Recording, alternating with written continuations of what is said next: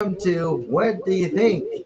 Now, this show is not about what do you think? No, no, no, it's not about Justin Bieber's song. This is about a special show that we decided to start to give a chance to our guests to really express themselves.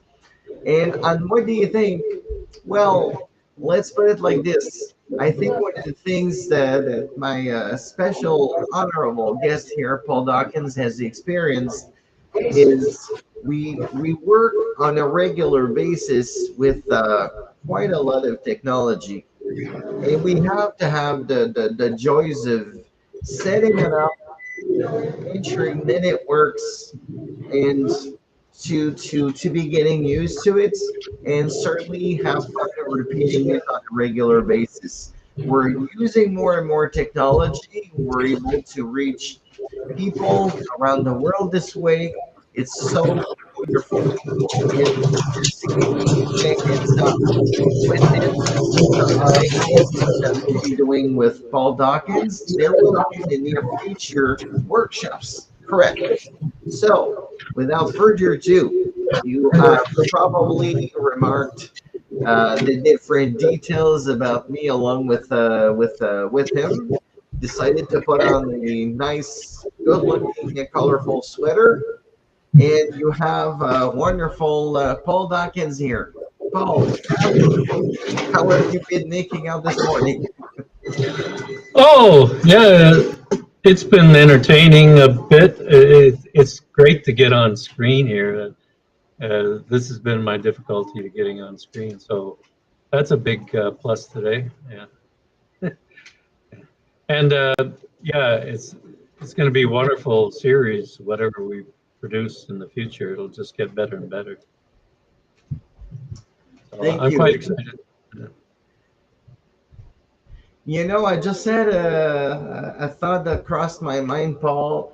Within what we've been doing, um, we've been experiencing what we can call really um, sculpting. Yes. Yeah. You know, as a sculptor, you're a creator, and I will say, everyone, we have with us a world recognized champion sculptor. Yes, and that's been mainly in sand and snow. I've won international awards in 6 different mediums, and housing is my next big quest, or actually probably the most meaningful one is building tiny houses that are. Our company is called Castle Without the Hassle, and then the idea is to actually create a community. I've lived in 3 eco villages in the past. One of them being the largest eco village in Canada in uh, Craig, Saskatchewan. And I've been learning all these different techniques as we evolve with solar and off-grid systems that people could survive really off-grid and build a community doing that, rather than just relying on-grid and a whole system that seems to be kind of like a death grip, like a mortgage that people have been experiencing. And this just releases people from a lot more freedom and a lot more technology in the sense of living off grid. The grid system is just like just adding another switch to the system, but it just saves a fortune in money, which seems that that is the biggest problem in the economy is, or the biggest problem in people's life is making ends meet financially. In my world, it's only 1/5 the equation. Where for most people, it's quite a struggle, and I've even struggled at times. Just from the COVID, which all my businesses suffered, and now I'm coming out of it, and it's exciting to be at another level where I feel I could even take it beyond what I've actually done in the past. So yeah, it's a new adventure, and Steve, running into Steve here, he's a good communicator, and I thought that this is a good opportunity to get it around the world, communicated around the world. get the message out. There's other options in life to use. And I can't think of anything better than a tiny house community. The only downside is really the space. But we used to live in these kind of spaces in the 50s, with 3 times the member of the family and uh, in 1/3 the space. So I'm just kind of going back to that system. And we just seem to be happier in the 50s and 60s and 70s. And we even build houses faster, like in the 70s, than today. Today, even with the modern technology, they couldn't build houses like I started as a bricklayer when I was 17.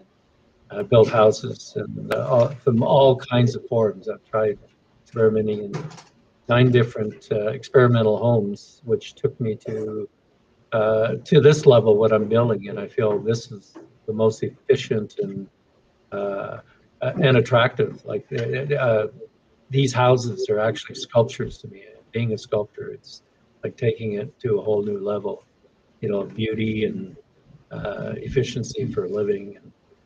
So we live a little quality, better life.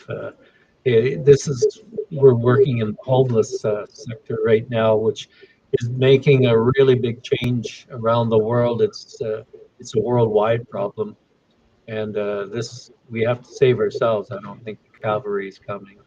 So, but I do feel like we'll have more difficulties in the next 2 years, but then that'll be lifted to a better life for all. I believe. I'm an optimist. That's the only club that I join. Paul, Mm. you explain very, very great details on things that are so important. And within the past few weeks, Paul and us and Edwards, Warren, maybe, and other individuals have decided to team up together. As he was talking about one of the phenomenon called homelessness, we've been wanting to really do something to make a change. We are noticing with immigrants, refugees, we have more and more people. We're wanting to make a change. Like in Nova Scotia, we've learned that there's like $7 million worth of pallet houses that are being built, and we're going to be having one of the ministers from Nova Scotia government to come on the show February the 8th. And I'd like to add to this. So gladly, Paul will be joining the panel at Le Bistro by Liz on February the 8th.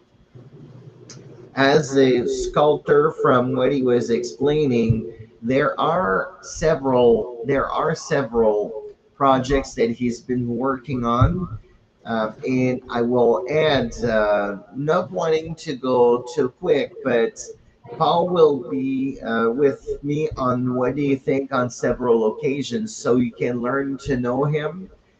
I will say he's been sculpting really my life for the past couple of weeks. He has such a talent into coloring people's lives, into making them in a different way, in a refreshing, in an interesting way. And I find that Paul has you have a great way to explain, to put things in perspectives. Like when he was talking about eco villages, I'd like to add he has just really blown my mind with his concept.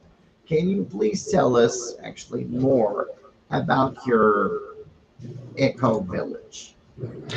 Yeah, I think in the next meeting on February the 8th, I'll be bringing models, like about 5 models, and explaining the progression.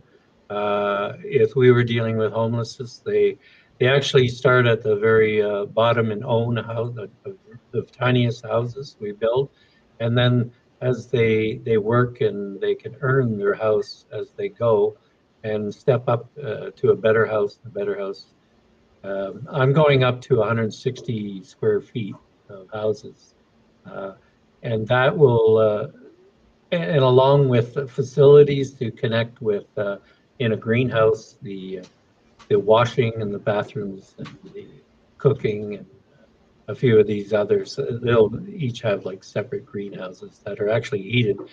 Actually, a greenhouse will, even if it's 20 below outside, a greenhouse, the type of material I'm using is actually used for greenhouses. It's the polycarbonated material which lets light in, and these will also be skylights in the houses. You'll see some models that show skylights. That actually adds a lot of heat. Believe it, it's almost like solar energy heat because it'll be like 50 degrees, well, okay, 10 degrees Celsius inside without any heat assistance, just from the light, and it could be 20 below outside. So you're generating heat. And then we have other heating systems of diesel, which exhaust goes out. This is very good for a little startup tiny house that's insulated, or they normally use it for cars and garages and that. So there's a lot of new technology, and a lot of this technology is going into trailer stores that sell the equipment to trailers. It's really like trailer living, and it's more economical than our on-grid system, which is really expensive. Like heat is such an expense that some people say they pay more for heat than they do the rent. And and then also we grow microgreens and leaf lettuce, which is actually the most profitable vegetable and the easiest growing. And we trade at markets, farmers markets.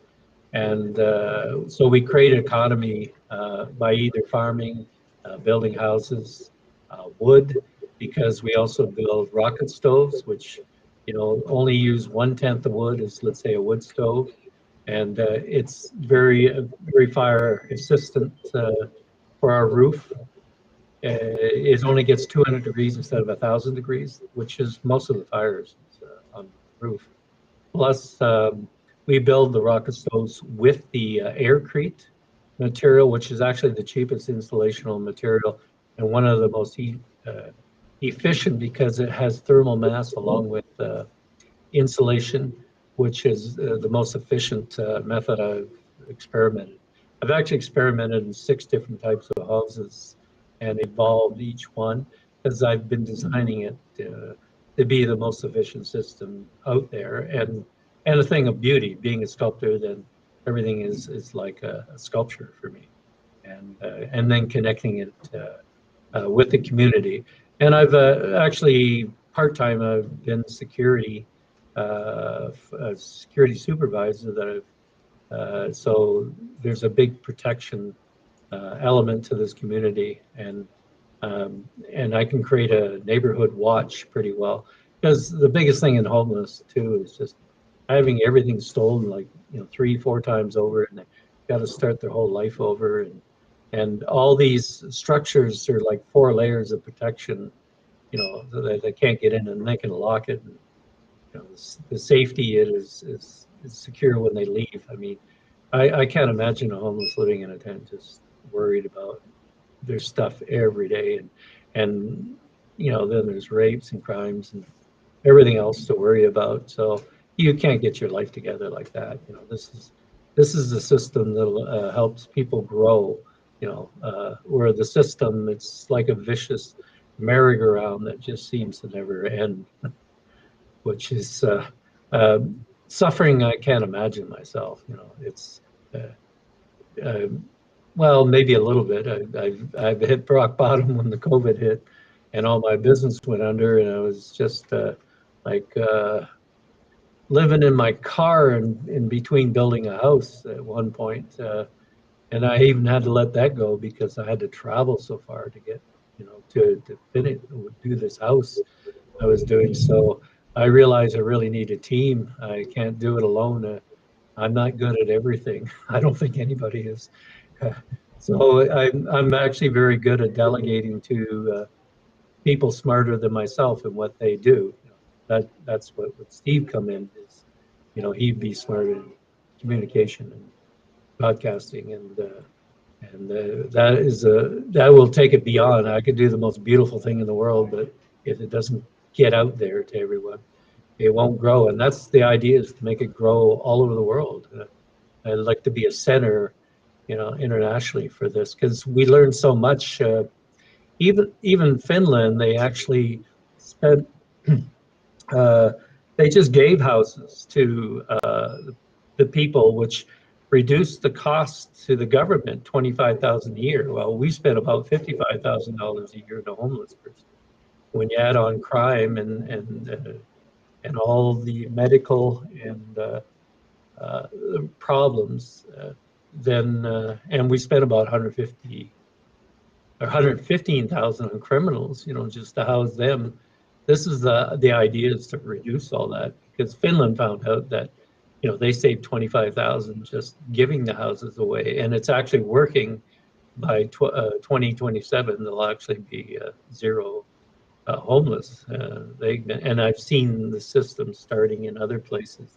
I think Canada would be a good candidate, for that system, but our government doesn't seem to want to go that way. I think they just don't know what to do. But it's coming after them, and they're going to be forced to, really, by the people. If I can open a bracket within our conversation, there is an invitation that I wish to do, and that is for the Nova Scotia government as well as the federal government. We are highly interested into bringing expertise. We've decided to form a new organization called Hugs Housing, and we're really wanting to bring this new concept to the governments and have lower income, and I will say more like lower um, lower costs when it comes to housing, making it also sustainable. And I Yeah. will add to that, we are having the Shirley, the Minister of Housing, along with other people from the Nova Scotia government on February the 8th at Le Bistro. And I am certain for sure that there will be developments that will be done. I'm confident in such, because we started to do something really good. Now, I wanted to suggest something to each person who will have the privilege and the chance to be watching this first podcast, this first web TV podcast. What do you think, with Paul Dawkins? Take the time to really listen, to really review, ensure that you understand. We have started to work on this. We're very proud. We are certain that this is going to grow into something wonderful. If we look at it like this, previously, you probably remember the games of SimCity. Well, this is going to be like a SimCity that's we're sculpting. The difference is that it will do the reality. Now, I meant to tell you, as I said, we will have Paul on several occasions. We have 10 minutes left. What was that? We have 10 minutes left on Right. my. Well, that's why I was going to say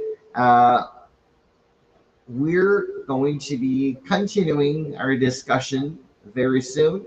Yes. We will be having within the video under on ctv.ca information about the next states. And Paul, I will say this is just the beginning. Yes. Welcome aboard on What Do You Yes. Think? And we will be seeing you soon. Thank you. Yes. Okay. Thank you very much.